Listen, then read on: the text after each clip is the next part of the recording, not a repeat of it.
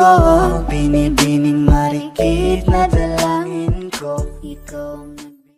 Ang kulit mong putik ka. Ano ba gusto mo, ha? Siga at maangas na wika niya. Hindi ka kikitaan ng takot ang mga mata niya. Aray, Sami, bitawan mo ng daliri ko. Tatapikin lang naman kita eh. Wala akong intensyong masama. Hirap na wika nito dahil sa pamimilipit. Chapter 2. May araw ka din, Sami. Mapapasakin ka din. Ngisi ni Kado bago ito tumalikod at mabilis na naglakad pabalik sa looban. Napabuntong hininga na lang siya at mabilis na nagpatuloy sa paglalakad hanggang sa marating na niya ang labasan na paradahan ng mga tricycle. Ito ang dahilan kung bakit nakasanayan na niya ang pagsusuot ng long sleeve na damit. Maraming tambay at adik ang nagkakagusto sa kanya sa lugar nila at isa na doon si Kado. Nagtatago siya sa kasuotang iyon para na rin maitago niya ang magandang hubog ng katawan at kutis niya.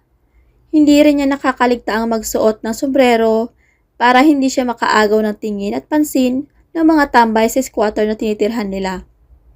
Alam niyang maganda siya at dahil sa ganda niya ay halos lahat ng mga kalalakihan sa lugar nila ay nagkakagusto sa kanya.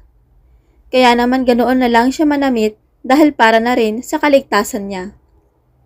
Naalala na naman niya noon ang nangyaring unang pamabastos sa kanya ng grupo ni Kado.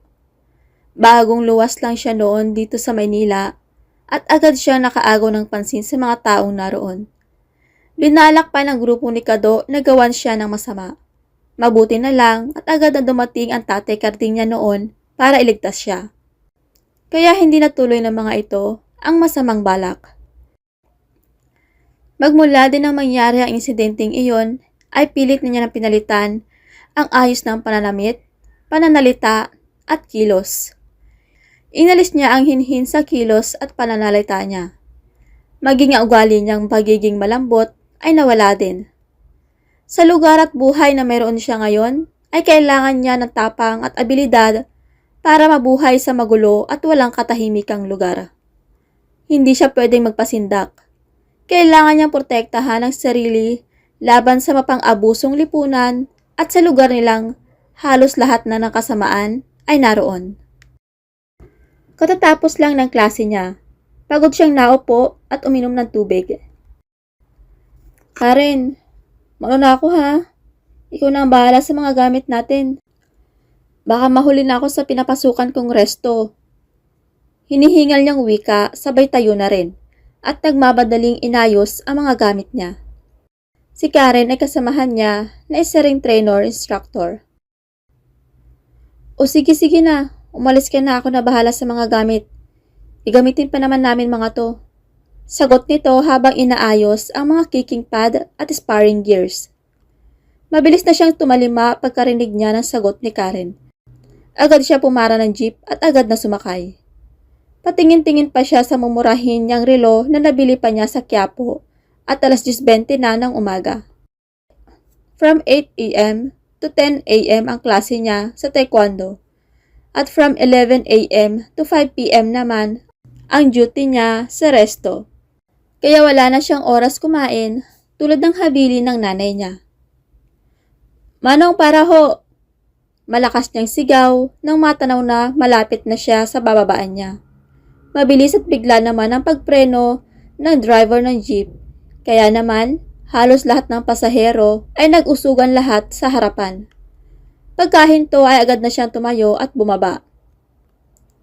Dahan-dahan naman, Manong. Halos magkapalit na kami ng mukha ng katabi ko eh.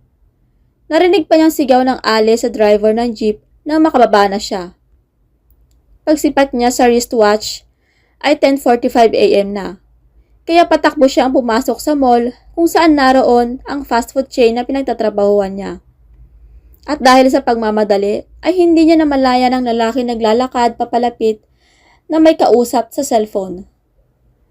Bigla niyang naramdaman ang pagtama ng mukha niya sa matigas na dibdib ng lalaki. Nanakit ang mukha niya na muntik pa siyang mapaupo dahil sa lakas ng pagkakabunggo niya. Nakita pa niyang nahulog ang cellphone na agad naman niyang pinulot. Naku, sorry ho. Sorry ho talaga. Hingi niya ng paumanhin habang nakayuko siya at inayos ang sombrero na muntik nang matanggal sa ulo niya. Sabay abot ng cellphone sa taong nabunggo na wala naman sa sariling tinanggap ito ng lalaki. Sorry ho uli. Hingi niya muli ng paumanhin at patakbong nagtungo sa stall nila. Naiwan na tulala na lang ang lalaki dahil sa bilis ng mga pangyayari. Hindi niya nakita ang mukha ng batang tomboy na bumangga sa kanya dahil mabilis ito nakaalis. Pagtingin nito sa cellphone na nahulog kanina, ay biglang nag-init ang mukha niya at nag-igting ang bagang niya. Basag ang LCD ng mamahaling latest iPhone ng cellphone niya. Nilingon pa ng lalaki ang likuran nito kung saan nagtungo ang tomboy na bumangga sa kanya, pero wala na ito. Napapailing na lang ang lalaking mabilis na tinungo ang parking lot. Good morning, ma'am. Agad na bati ni Sammy sa manager nila na tumango lang at mabilis na siyang nagtungo sa locker at mabilis na nagpalit ng uniform. Tulad ng dati, araw-araw ay maraming customers. Para silang turumpo kung kumilos, paroon at parito. Mabilis na lumipas ang oras at 5:00 na. Agad siyang nagtungo sa locker at mabilis na nagbihis. Nagpaalam lang siya sa mga kasamahan at sa manager nila at mabilis na tinungo ang papalabas sa mall. Paglabas niya, hindi niya inaasahang malakas pala ang ulan. Mabuti na lamang at may dala siyang payong. Palinga-linga siya sa magkabilang kalsada para tumawid sa kabilang kalsada para mag-abang ng jeep papauwi sa kanila. Pwede na rin niyang lakarin ito dahil malapit na ang mall na pinapasukan niya sa lugar nila. Pero dahil umuulan ay nagpasya na lang siyang mag-jeep. Hindi muna siya tumawid dahil nakita niya ang isang magarang sasakyan na kalalabas lang din sa parking ng mall. Nagulat pa siya nang mabilis iyong pinatakbo at nang dumaan iyon sa tapat niya, ay napasinghap siya dahil malakas na tumilamsik ang tubig baha sa buo niyang katawan. Walang nagawa ang payong niya para pigilan ang tubig. Para tuloy siyang naligo. Hoy, sira ulo! Magdahan-dahan ka nga naman! Galit niyang sigaw sa sasakyan na huminto saglit pero walang bumabang driver. Bagkus ay muli nitong pinaharurot ang sasakyan papalayo. Nagpupuyo siya sa galit habang sinusundan ng tingin ang papalayong sasakyan at nakarehistro pa rin sa isip niya ang memoryadong plate number ng magarang sasakyan na iyon. Pagka-uwi sa bahay ay agad siyang sinalubong ng ina. Malakas pa rin ang ulan at sigurado siyang magsasanhi na naman ito ng baha. Diyos ko anak! Anong nangyari sa'yo? Ba't ang dumi-dumi mo? Nag-aalalang tanong nito habang papalapit sa kanya. Mano po, Nay. Agad niyang kinuha ang kamay ng ina at saka nagmano. Kawaan ka ng Diyos, anak. Ano bang nangyari sa'yo? Tanong nitong muli. Ayos lang po ako, Nay. Huwag kayong mag-alala. Natilamsikan lang ako ng tubig ulan kanina habang papatawid sa kalsada. Paliwanag niya para di na ito mag-alala pa. O sige na, maligo ka na. Bilisan mo at kakain na tayo para maaga kang makapagpahinga. Utos ng nanay niya at saka na ito bumalik ng kusina.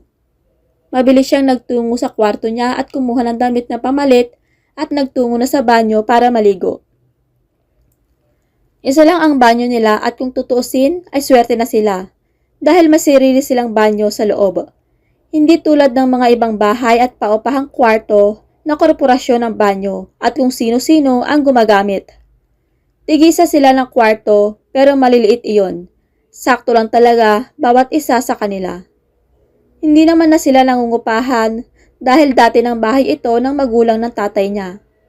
Ilang beses na rin nagkaroon ng sunog sa lugar nila at maswerte sila na agad naaapula ang apoy at hindi umaabot sa kanila. Pagkatapos niya maligo, ay agad na siya nagtungo sa kusina at tinulungan ang nanay niya. Baha na ba sa palengke, Nay? Tanong niya dito habang nagpupunas siya ng lamesa na kakainan nila. Hindi na bago sa kanila yon dahil sa tuwing uulan ng malakas, ay lagi na lang bumabaha doon. Oo nak, hanggang tuhod na. Kaya hindi na nga ako nagtinda kanina. Mabuti na lang at pumayag si Maring Mercy na hindi ko na muna kukunin yung mga isda na in-order ko sa kanya. Paliwanag nito. Kay Aling Mercy kasi sila kumukuha ng isda na ibinebenta sa palengke. Maliit lang din ang patong nila bawat kilo para mabilis maubos ang paninda nila. May bagyo ba? Kanina pa malakas ang ulan. Di pa rin humihinto. Tanong niya sa nanay. Tinan mo nga anak kung anong sabi sa balita. Buksan mo yung TV. Utos nito na abala pa rin. Tinungo niya ang napakaliit nilang sala at binuksan ang TV. Ate, napalingon siya bigla nang marinig ang boses ng kapatid. Tulad niya kanina ay basang-basa din ito sa ulan. O Brandon, mabuti naman at tumating ka na rin. Tingnan mo, may bagyo pala. Sabi sa balita, may bis ka na doon at kakain na tayo. Utos pa niya dito. Agad naman itong nagpaalam sa kanya at tinungo ang kinaroroonan ng nanay nila sa kusina. Pagkatapos, ay nakita pa niya itong mabilis na nagtungo din sa silid niya. Matapos nilang maghapunan, ay agad na siyang nagligpit ng pinagkainan nila. Pinigilan na rin niya ang nanay niya na wag nang kumilos at siya na lang ang gagawa ng lahat. Nang matapos ay agad na din siyang nagtungo sa kwarto niya at para makapagpahinga. Maya-maya ay unti-unti na rin siyang hinihila ng hantok.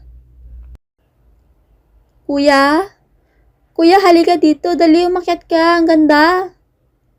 Tuwang-tuwang sigaw ng isang batang babae habang nasa itaas ito ng treehouse. Bumaba ka na dito, nandyan na sila mami. Sigaw ng batang lalaki. Talaga? Excited itong tanong at nagmamadaling bumaba. Pero sa di inaasahan ay nagkamali siya ng tapak sa baitang ng hagdan. Kuya! Hinihingal siyang napabangon habang pawis na pawis. Napanaginipan na naman niya ang eksenang iyon. Alam niyang may kinalaman sa nakaraan niya ang panaginip na iyon. Pero kahit na anong gawin niya, ay iyon at iyon lang ang napapanaginipan niya. Ang malabong mukha ng dalawang bata. Ikaw ang binibining na ninanais ko, binibining marikit na dala.